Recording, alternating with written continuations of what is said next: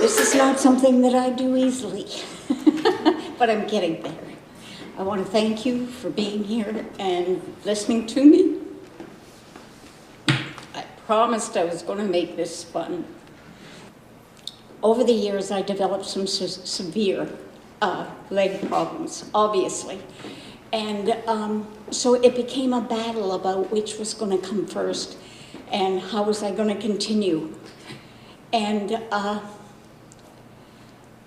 I didn't have any problem getting my knees replaced. That was a period of 10 years in between doing the operations. And it was basically a good experience at a wonderful hospital. I have nothing but good things to say about healthcare providers, and particularly nurses. A little less about doctors. But anyway, the knees are fine, the knees are great, but the feet fell apart. And they were the course of the problem all along, but nobody knew it at that time. So I started looking for doctors to work on my feet. And my first two approaches were right in my community.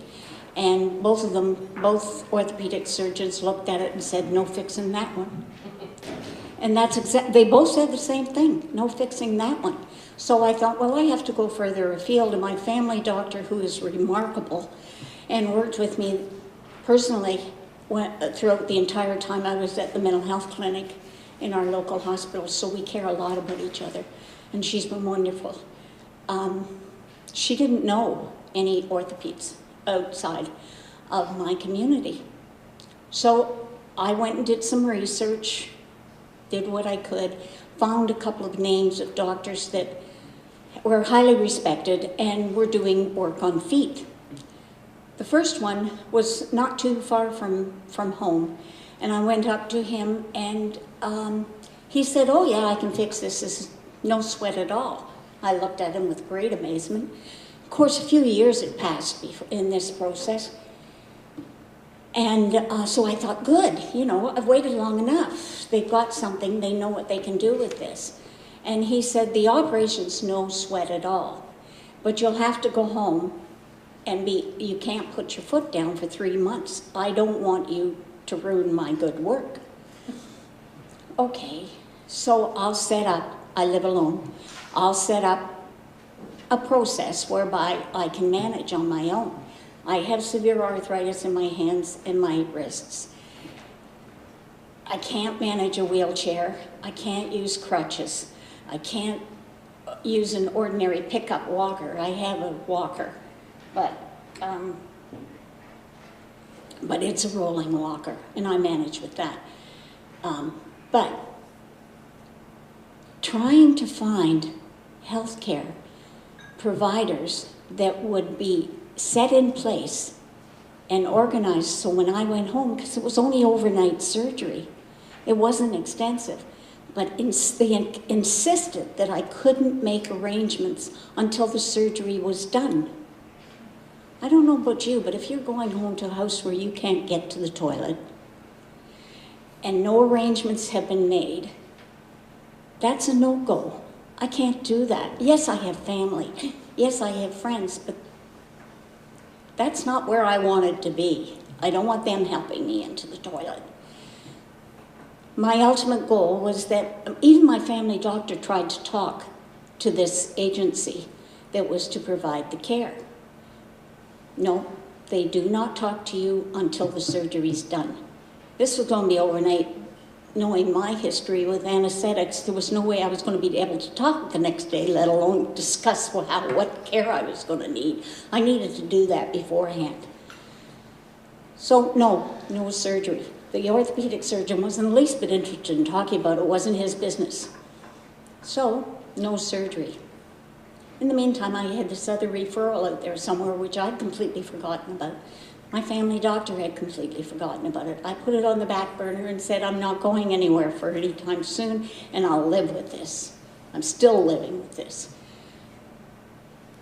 7.5 years later, I told Change Foundation it was 10 years, but it wasn't 10. When I looked at it, it was only 7.5 years. I'm a very patient person. I got a call out of the wild. Absolutely didn't know anything about it. It was this doctor, secretary wanting to set up an appointment. I said, what appointment? And they had to explain to me what they were talking about. I was overjoyed, but a little bit puzzled. 7.5 years for a referral? Finally, after one cancellation on his part, I finally got in to see him. Yes, no problem. And no, they didn't understand about they could do the surgery. He thought it definitely had to be done. And it would work just fine. And I wouldn't be going home right away. They would take me into a rehab facility because there was no way they were sending me home until they figured out how to maneuver me and how to get me mobile. That was 2.5 years ago.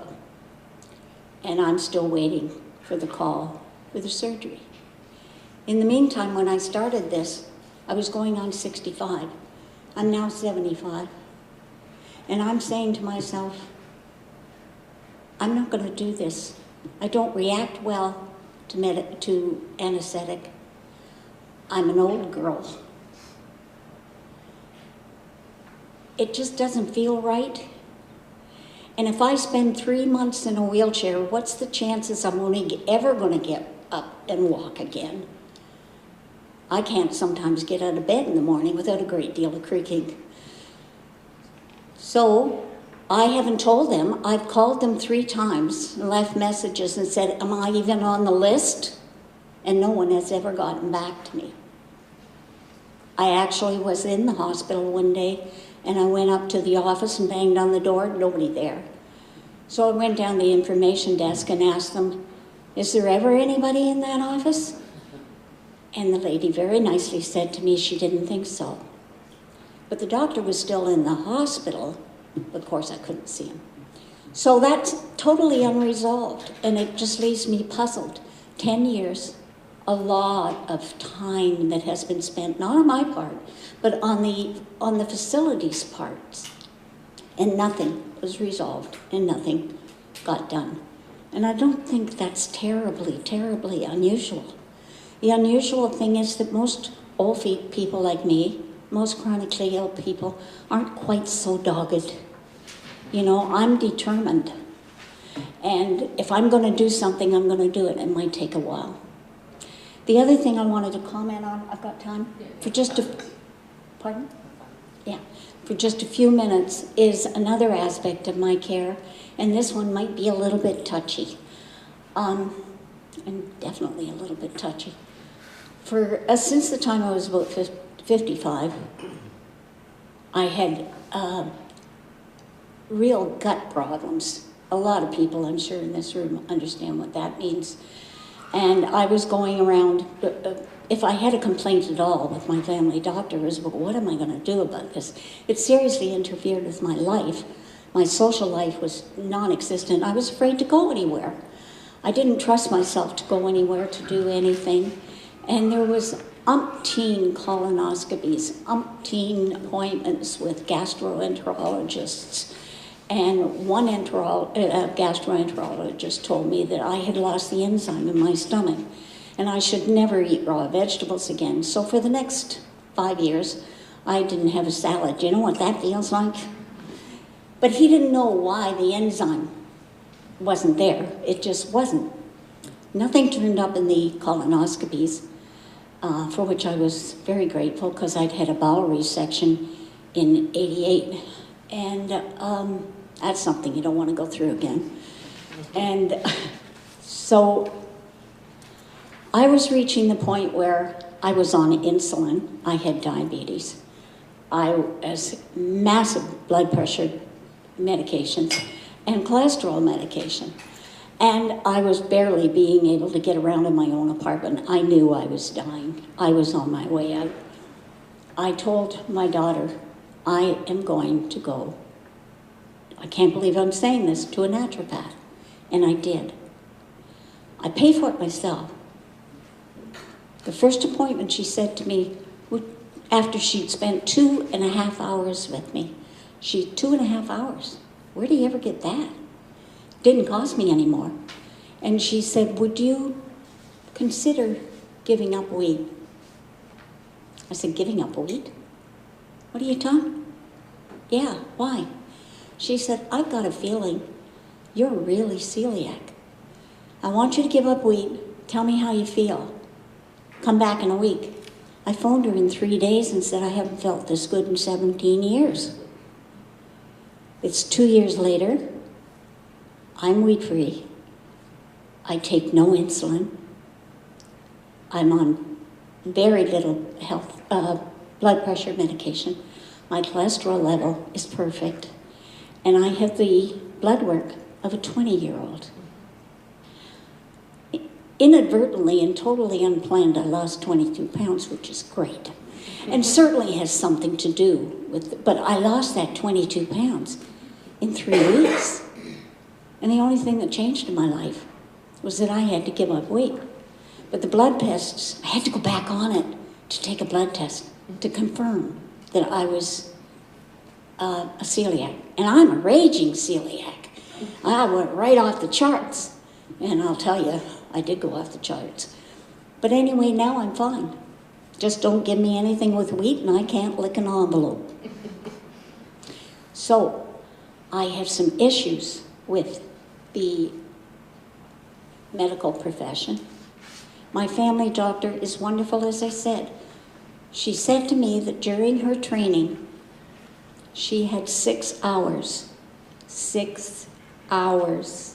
of nutrition counseling, of nutrition training. She knew nothing about it, but she was now referring a lot of her patients to try going wheat-free. And she uses me as an example.